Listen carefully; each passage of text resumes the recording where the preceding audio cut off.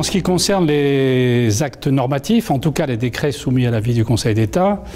le meilleur conseil qu'on puisse donner, je peux difficilement en donner un autre, c'est de suivre autant que possible, et même de préférence systématiquement, l'avis du Conseil d'État,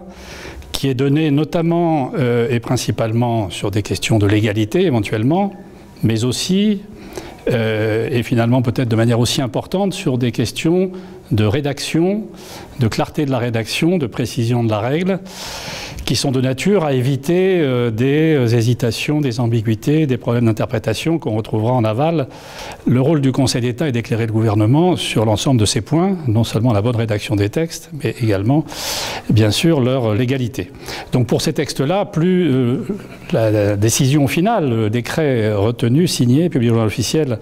se rapproche, et de préférence identique, au texte adopté par le Conseil d'État, et plus il sera, autant que faire se peut, à l'abri des problèmes d'interprétation, voire des questions de légalité. Pour les décisions individuelles, je crois qu'il faut s'attacher aussi à les rédiger aussi clairement que possible. Et j'insisterai en particulier sur un point qui est de ne pas hésiter à motiver les décisions, je dirais presque plus qu'il ne faut, c'est-à-dire même lorsque la motivation n'est pas exigée par un texte. Il est clair qu'une sanction disciplinaire doit être motivée. D'autres décisions de changement d'affectation, par exemple, n'ont pas forcément à l'être. Mais je pense qu'on a toujours intérêt à le faire, car motiver pour l'administration, c'est se forcer à mettre en évidence les motifs qui sont à l'origine d'une décision, ce qui ne dissuadera pas toujours l'agent concerné de faire un recours, de se plaindre le cas échéant, mais qui dans certains cas peut l'aider à comprendre et faciliter ensuite le débat devant le juge. Par conséquent, exprimer les motifs par avance, c'est se forcer justement à mettre en évidence les raisons profondes qui ont conduit à prendre cette décision et d'une certaine manière prendre de l'avance sur ce sur quoi il faudra de toute façon s'expliquer en cas de contentieux.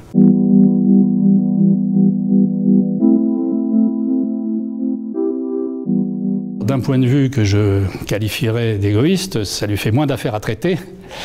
notamment moins d'affaires dans lesquelles la position de l'administration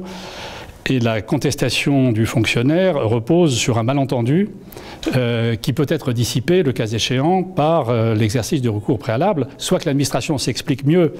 à cette occasion, soit qu'elle ait pris conscience qu'elle a fait une erreur, qu'elle s'expose à une annulation contentieuse et qu'alors le problème soit réglé en amont, à l'amiable en quelque sorte, en retirant la décision et éventuellement en prenant une autre. Donc je crois que le bénéfice serait pour tout le monde.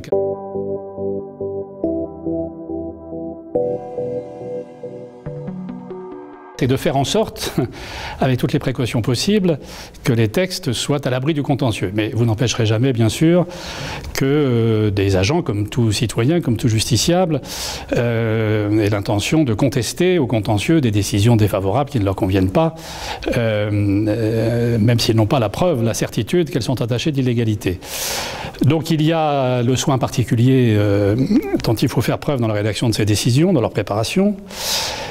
Mais il y a aussi un point sur lequel je voudrais insister, c'est la nécessité de développer les recours administratifs préalables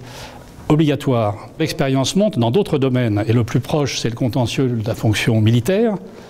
que les recours administratifs préalables obligatoires, quand ils sont bien organisés,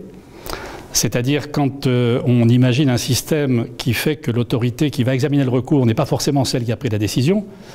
laquelle serait spontanément tentée de ne pas remettre en cause ce qu'elle a décidé, cela peut être très bénéfique et statistiquement d'ailleurs, ça fait baisser le contentieux dans des proportions tout à fait significatives.